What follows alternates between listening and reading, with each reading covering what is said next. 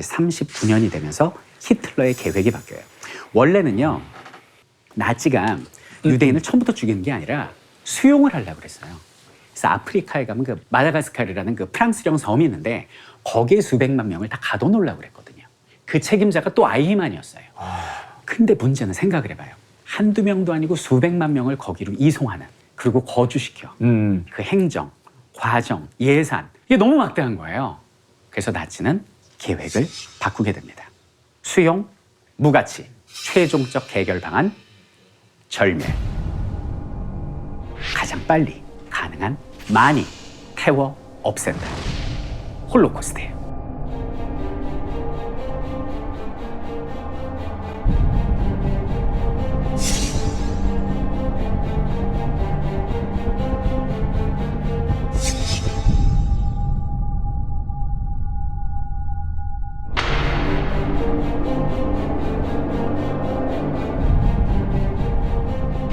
다 죽여버리자는 거지.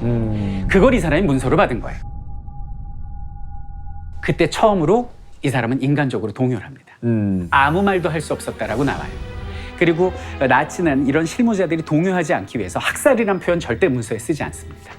최종적 계획이랄지 뭐 재정착 이런 식으로 표현을 유화시키죠. 그래도 일단 문서로 보니까 아무 말도 안 하고 일을 하고 있다가 이 사람이 결정적으로 충격을 받은 게 1941년이에요. 이젠 이 사람 되게 유명해졌습니다. 유대인 이송 전문가라는 별명도 붙었고요. 그것 때문에 이제 폴란드로 잠깐 발령을 받아요. 학살센터가 있는데 가서 조사를 하려는 거죠. 갔어요. 가서 충격적인 모습을 보게 됩니다. 내가 지금까지 못했던 그 수백만 명이 도착하는 그곳은 지옥이었습니다. 여기는 아이히만이 재판장에서 표현한 당시의 모습을 제가 읽어드리도록 하겠습니다. 제가 평생 동안 본 것 중에 가장 끔찍한 광경이었습니다. 트럭에 유대인을 실어 갔는데요. 넓게 파인 구덩이 앞으로 가서 문을 열었고 그리로 유대인들의 시신들이 쏟아져 나왔습니다. 마치 그들이 살아있는 것처럼 사진은 아주 유연했습니다. 그들은 구덩이 속으로 던져졌고 한 민간인이 치과용 집게를 가지고 이빨을 뽑는 것은 볼 수 있었습니다. 총살로도 유대인을 학살을 하는데요. 끔찍한 광경을 봤습니다. 구덩이가 거기 있었는데 시체가 가득 차 있었습니다. 그런데 거기에는 마치 샘처럼 피가 땅에서 솟구쳐 나오고 있었습니다. 아이히만이 이 장면을 보고 뭐라 그러냐면 나는 평상시에 상처가 야, 나 비웠어. 상처를 보여주자. 이러면서 상처도 못 보는 사람이라고 얘기를 해요. 징그러워서 남의 상처도 못 보고 그래서 나는 의사는 절대 될 수 없을 거야 라고 생각하는 예민한 사람이었고 실제 아이히만은요 살면서 한 번도 유대인을 미워해 본 적도 없고 원한을 품어본 적도 없고 직접 죽인 적도 없었어요. 그저 사무적인 일만 했고 아이히만이 살면서 유대인한테 제일 미안했던 일화가 딱 하나가 나옵니다. 책에 한 유대인 그 지도자와 뭐 말다툼이 있었나 보죠. 따귀를 때렸대요. 근데 그게 두고두고 마음에 남아서 되게 여린 사람이구나. 잊혀지질 않아요. 일이 손잡히질 않아. 그러니까 정말 그런 마음 약한 사람이라니까. 남의 상처도 못 보는 사람이 이걸 본 거예요. 완전 멘탈의 붕괴가 옵니다. 이 멘탈의 붕괴가 1년 만에 사라집니다. 1942년 다음인데요. 당시 이제 반제회의라고 지명의 이름을 딴 회의인데 그 히틀러의 최측근 차관급 인사들 13명이 모이는 자리에 서기로 참석을 해요. 서기로. 이 사람은 거기에 낄 만한 계급이 못 돼요. 네. 근데 지금으로 따지면 뭐 3스타, 4스타 이런 사람들, 말로만 듣던 우리 독일의 영웅적인 용사들과 같이 토론도 하고 식사도 하는 자리니 얼마나 영광스럽겠어요. 가서 회의를 서기로서 기록을 하는데 이때 아이히만은 모든 생각이 지워집니다. 그 사람들은 아무렇지도 않게 얘기를 하더래요. 유대인 몇 명은 어디로 보내고 여기서 최종 계획을 실시하고 이렇게 얘기를 하는데 그 사람들의 말에선 이건 살인이 아니에요. 학살이 아닙니다. 그죠? 통계였고 총통의 명령을 시행하는 공무원이었고 그냥 이것은 나라를 위한 국가를 위한 행위일 뿐이었어요. 그렇게 아무렇지도 않게 회의가 끝나고 아이히만은 스스로 어떻게 변명을 하냐. 나는 죄를 짓지 않은 본디오 빌라도다 라고 생각을 해요. 혐우 씨, 본디오 빌라도 들어보셨습니까? 생전 처음입니다.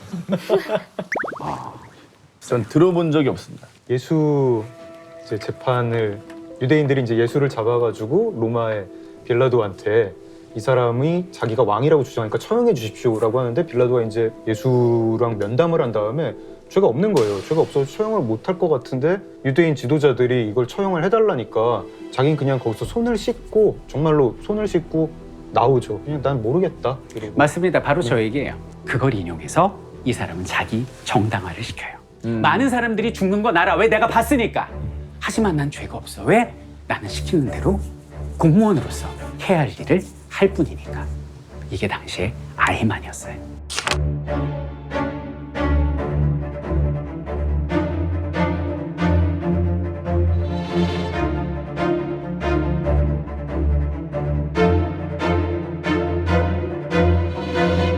이런 상황에서 44년쯤 되면서 국가가 기울게 됩니다.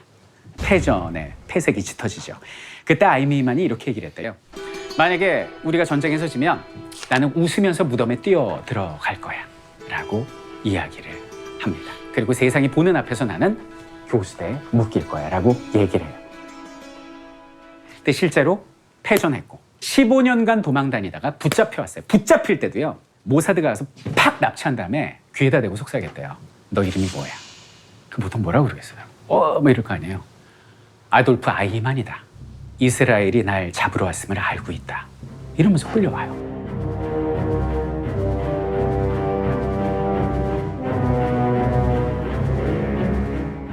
What is your name? My name is Adolf Eichmann. 지금 일단 아히만 얘기를 들어봤죠. 네. 일생을 봤죠. 아히만은 죄가 있습니까? 없습니까?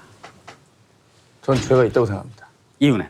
뭐 그 당시 이제 상황 논리로는 이해가 가지만 우리가 그런 식으로 따지면은 친일파들 다 이해하고 넘어가야 됩니까? 아니잖아요. 친일파들도 그때 법에 따라서 자기 살려고 한 거잖아요. 하지만 지금 우리가 모든 역사를 정리하는 과정에서는 분명히 죄가 있으므로 거기에 대한 책임은 져야 된다. 처형! 동감입니다. 동감. 네. 저도 동감합니다. 판사들도 그런 결정을 내려요. 15개 제목, 전원 유효. 어찌 보면 아히만은 그 정의의 집이라는 그곳에 들어올 때부터 사형이 결정되어 있었는지도 몰라요. 책에서는 이제 아히만의 마지막을 상세하게 기술하고 있는데요. 아히만이 이제 교수대에 매달려서 교수형에 처해져 죽는데 죽기 전에 뭐 이렇게 얘기를 해요. 뭐 마지막으로 원하는 게 있는가 그랬더니 포도주나 좀 주시오. 포도주를 갖다 줬더니 한 반을 마시더래요. 벌컥벌컥 마시고 딱 내려놓고 그리고 이제 손발이 묶여서 교수대로 가는데 이렇게 얘기를 해요. 헐겁게 묶어주세요. 나 매달릴 때 똑바로 꼿꼿이 서야 되니까. 검은 두건을 씌워드릴까요? 나한테는 그런 거 필요 없습니다. 라고 얘기하고 꼿꼿이 걸어가서 거기서 매달려서 그는 교수형에 처해져서 결국 죽게 됩니다.